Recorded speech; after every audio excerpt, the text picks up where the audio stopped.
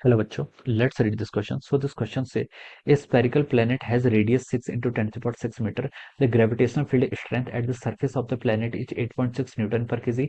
The planet may be assumed to be isolated in space and to have to its mass concentrated at its center. Okay, calculate the mass of the planet. आपको यहाँ पर क्या करना है, mass of the planet यहाँ पर calculate करके बताना है. ओके, तो देखिए बच्चों, इस क्वेश्चन का की कॉन्सेप्ट आप क्या लिख सकते हैं. The key concept of this question, इस क्वेश्चन में आपको क्या बताना है. इस क्वेश्चन में आपको मास ऑफ द प्लेनेट बताना है. और इस क्वेश्चन का की कॉन्सेप्ट आपका लिख लीजिए, ग्रेविटेशनल फील्ड लिख लीजिए. क्या लिख लीजिए आपका, ग्रेविटेशनल फील्ड, या फिर आप इसको ग्रेविटेशनल फील्ड स्ट्रेंथ भी लिख सकते हैं. ओके, तो gravitational field will be the key concept of this question. Okay, तो चलिए बच्चों, ग्रेविटेशनल फील्ड होता क्या है. देखिए बच्चों, कोई भी ऑब्जेक्ट है, अगर देखिए किसी भी ऑब्जेक्ट पर आपका ग्रेविटेशनल फोर्स कितना लगता है, पहले हम फोर्स डिफाइन करते हैं.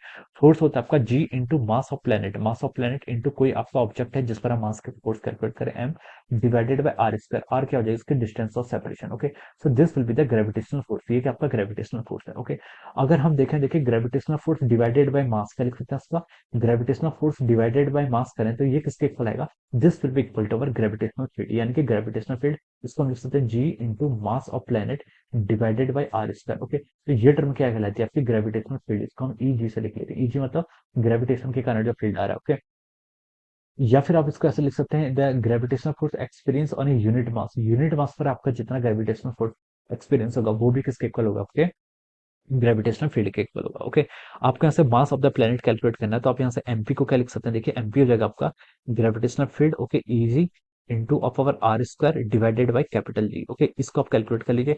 Electric sorry gravitational field strength कितनी है आपकी, देखिए क्वेश्चन में गिवन है 8.6 न्यूटन पर kg. Okay, into r square. R देखिए आपको क्वेश्चन गिवन है 6 इंटू 10 to the power 6 का स्क्वायर कर लेंगे, डिवाइडेड बाय जी जी के आपका यूनिवर्सल ग्रेविटेशन कांस्टेंट. इसकी वैल्यू आपकी 6.67 इंटू 10 to the power -11 होती है. मैं इसको 20/3 लिख लेता हूँ कैलकुलेशन इजी करने के लिए जस्ट. ओके, हम इसको ऐसे भी लिख सकते हैं. ओके, तो ये हो जाएगा आपका, देखिए ये कितना हो जाएगा आपका 8.6 इंटू 6 का स्क्वायर कितना होगा 36 इंटू 10 to the power 12 इधर हो जाएगा.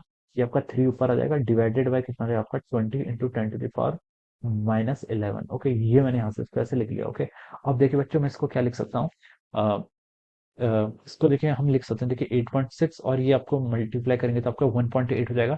36 डिवाइड बाय 20 कितना होता है आपका 1.8. 1.8 इंटू 3 कितना हो जाता है आपका 5.4 हो जाएगा. ओके, इंटू ये आपका आ जाएगा तो कितना का 10 to the power 23 मास है, तो ये किसमें होगा आपका केजी में होगा. ओके, अब देखिए बच्चों, इस कैलकुलेशन को आप सॉल्व कर लीजिए, तो ये आपका 8.6 इंटू कितना कर लीजिए, 8.6 इंटू 5.4 कर लेंगे तो ये वैल्यू आपकी आ रही है 46.44. 46.44 into 10 to the power 23 kg. Okay, this will be the mass. ये क्या हो जाएगा, मास हो जाएगा.